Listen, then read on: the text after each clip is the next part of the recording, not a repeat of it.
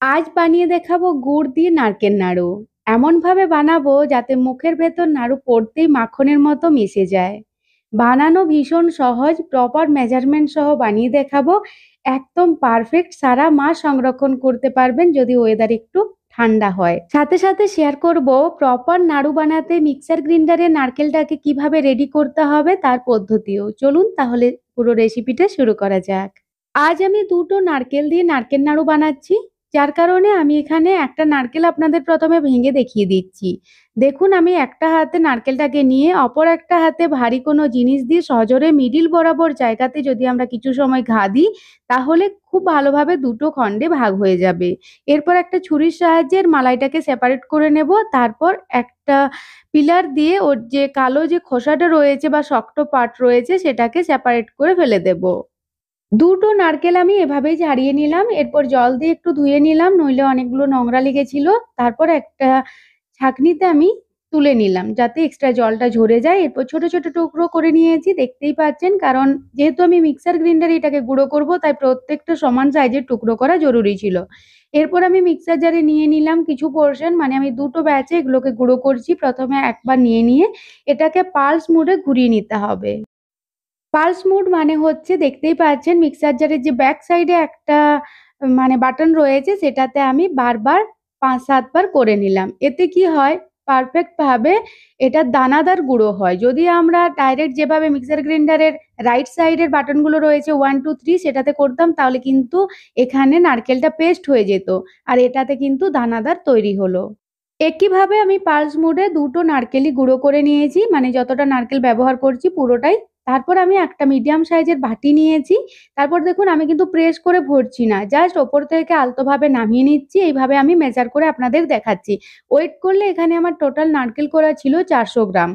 আর বাটিতে আমি দেখিয়ে দিচ্ছি কতটা পরিমাণ হয়েছে, কারণ অনেকের কাছে মেজারিং স্কেল থাকে না, তো তখন বুঝতে অসুবিধে হতে পারে। কড়াই গরম করে আমি এখানে ৬-৭টার মতো এলাচ একটু ড্রাই রোস্ট করে নিলাম। এতে এলাচের যে গুঁড়োটা তৈরি হবে সেটা দারুণ সুন্দর গন্ধও আসবে আর গুঁড়োটা পারফেক্ট তৈরি হবে। এরপর কড়াইতে দিয়ে দিলাম বড় চামচের ১ চামচ দেশি ঘি। তাতে এখানে আমার মেজার করে ৩ বাটি পরিমাণ নারকেল কোড়া হয়েছিল। টোটাল ৪০০ গ্রাম ৩ বাটি হয়েছে। আমি কিন্তু প্রেস করে বাটিটা ভরিনি। এমনি নরমাল রেখেছিলাম আর টোটাল ৩ বাটি হয়েছে। দুটো নারকেল থেকে টোটাল ৩ বাটি মানে ৪০০ গ্রাম। এরপর ঘিয়ের মধ্যে আমি নারকেলটাকে প্রায় ৩ থেকে ৪ মিনিট গ্যাসের আঁচ লোতে রেখে ভেজে নিয়ে ওর মধ্যে অ্যাড করছি গুড়। গুড় এখানে আমি ৩ বাটি অ্যাড করব।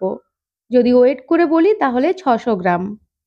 তাহলে ৩ বাটি নারকেল কোড়া নিয়েছিলাম, ৩ বাটি গুড়। প্রপার মেজারমেন্ট কিন্তু খেয়াল রাখবেন পারফেক্ট নারকেল নাড়ু বানাতে।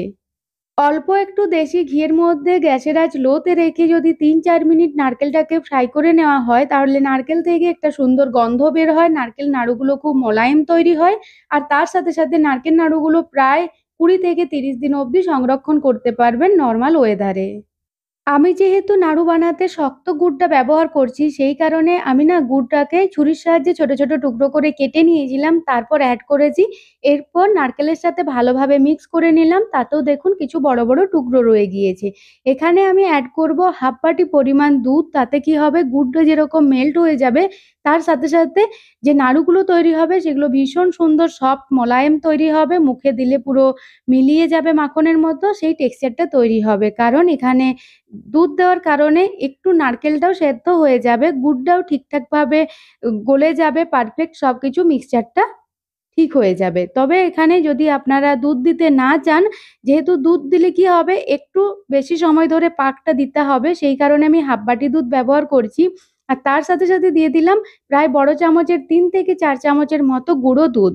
গুঁড়ো দুধ দিলে কি হবে, এখানে যেহেতু আমরা কোনো খোয়া ক্ষীর ব্যবহার করছি না, তাই গুঁড়ো দুধ দিলে সেই খোয়া ক্ষীরের স্বাদটা চলে আসবে।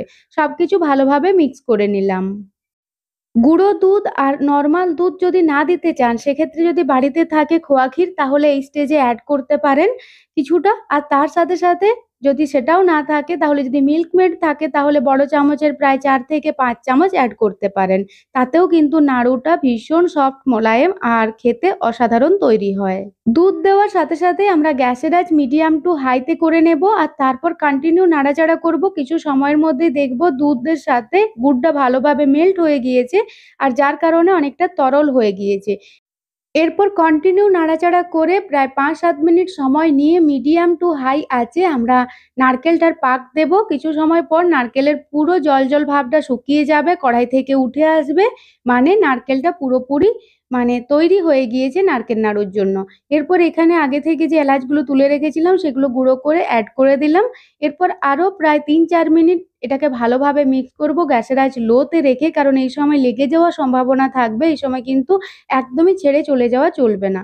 দেখুন কালারটাও চেঞ্জ হয়ে গিয়েছে, খুব সুন্দর কড়াই থেকে উঠে আসছে, পারফেক্ট পাক তৈরি হয়ে গিয়েছে। গ্যাসের আঁচ বন্ধ করে ঝটপট এটাকে একটা অন্য থালার মধ্যে তুলে নেব। তার আগে থালার মধ্যে অল্প একটু ঘি দিয়ে কোট করে নেব। এতে কি হবে, থালার মধ্যে লেগে যাবে না নারকেলের ওই মাখনটা। এরপর অল্প একটু এখানে নিয়ে নিচ্ছি, যেহেতু অনেক গরম রয়েছে তাই খুবই সাবধানে হাতের মধ্যে নিতে হবে, তাই আমি হাতে একটু ঘি ব্রাশ করে নিয়েছিলাম। এরপর দেখুন আমি একটু দেখিয়ে দিচ্ছি যে কি সুন্দর নাড়ুর পাকটা হয়েছে। তো এরপর আমি বাকি পুরো মিক্সচারটাকে এখানে ঢেলে নেব। যদি দেখেন যে পাকটা ঠিকঠাক হয়নি, সেক্ষেত্রে আরও ২-১ মিনিট ভালোভাবে নাড়িয়ে নিতে পারেন। আর যদি দেখেন খুব বেশি শক্ত মনে হচ্ছে, একটু বেশি পাক দেওয়া হয়ে গিয়েছে, সেক্ষেত্রে বড় চামচের ২-১ চামচ দুধ এখানে অ্যাড করে ভালোভাবে মিক্স করে নিতে হবে। তাহলেই হয়ে যাবে।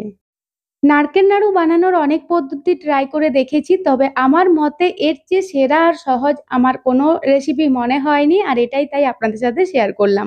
হালকা গরম থাকার সময়ই খুব সাবধানে নারকেল নাড়ুগুলো বানিয়ে নিতে হবে। প্রয়োজনে বাড়ির কারো হেল্প নিতে পারেন। যেহেতু নারকেল নাড়ুগুলো একটু গরম থাকা অবস্থাতে বানিয়ে নিতে হবে, তাই হাতে সামান্য অল্প ঘি ব্রাশ করে নিতে পারেন। এতে হাতটা লাল হয়ে যাবে না, আর পারফেক্ট নাড়ুগুলো তৈরি হবে। পুরের নাড়ু বানানোর প্রপার পদ্ধতি আজকে আপনাদের সাথে শেয়ার করলাম। দেখে বুঝতেই পারছেন নাড়ুগুলো কতটা পারফেক্ট তৈরি হয়েছে।